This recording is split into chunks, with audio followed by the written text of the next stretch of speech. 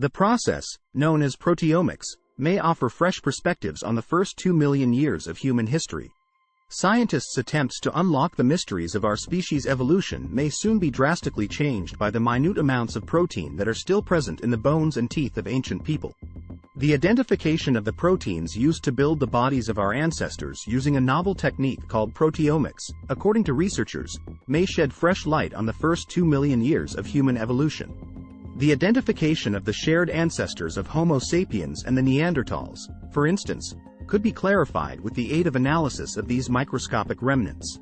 The technology's effects would be similar to those of the newly created technology of ancient DNA analysis, which has helped reveal shocking secrets about humanity's past over the past 20 years. Many modern humans have been found to have Neanderthal genes, indicating that the two species must have interbred at some time over the past 100,000 years.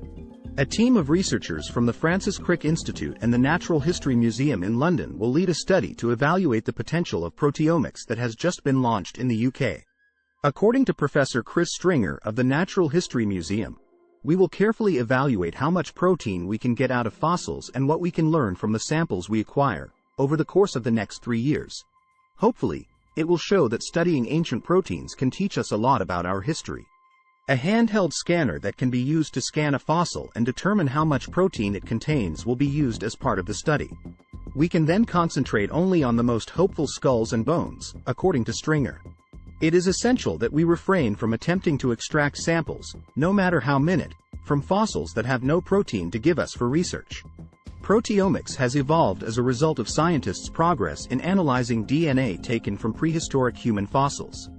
Scientists have found that both men and women of non-African origin contain some Neanderthal genes by examining fragments of genetic material from fossils. The genetic material discovered in tooth and bone fragments in a Siberian cave has also disclosed the existence of a brand new species of early humans known as the Denisovans. However, there are restrictions on ancient DNA research. Pontus Skoglund of the Francis Crick Institute said, "DNA is fragile and decays fairly quickly, particularly in warm conditions.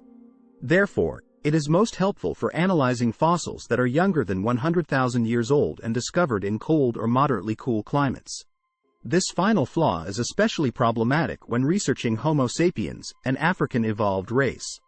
Due to the warm climate, ancient DNA is rarely discovered in the skulls and bones of digs there. In order to study the biology of ancient men and women, scientists have started to look at alternative methods, and they have identified proteins as a crucial target. Our DNA controls the production of the proteins that make up our bodies, so by analyzing their structure, we can learn more about the genetic makeup of past people. Importantly, proteins endure warmer temperatures longer. This latter benefit raises the possibility of learning more about some puzzling recently discovered species. Among them is Homo naledi, a hominid that dates back 300,000 years and was discovered in South Africa in 2013. Although other evidence indicates they may have also buried their dead, specimens appear to be primitive. Scientists have also been perplexed by the origins of Homo floresiensis, a diminutive archaic species of humans also known as the Hobbit people, and discovered on the Indonesian island of Flores. Due to the environmental factors at both locations, no DNA has been discovered on fossils there to date. As a result, scientists are unclear of how these unusual forms of humankind evolved. The Denisovans are another group. Even though their genes have been decoded, little is known about their appearance, behavior, or hunting techniques. We only have a shaky understanding of how each of these fascinating animals relates to us, according to Stringer. Therefore, proteomics could undoubtedly be helpful. Skoglund continued that using proteins as a way to understand our history had a drawback. Compared to DNA, proteins do not contain nearly as much information.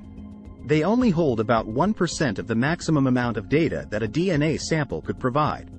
This implies that we will require a significant amount of data generation in order to perform adequate studies. That might not be simple. However, proteomics has already generated some encouraging preliminary findings.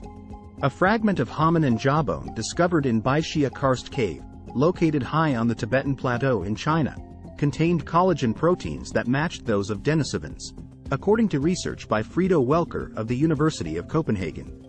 Welker told The Observer last week, This is the first hint at what a Denisovan might have looked like and indicates that proteomics has a lot to offer our understanding of human evolution. It is undoubtedly promising.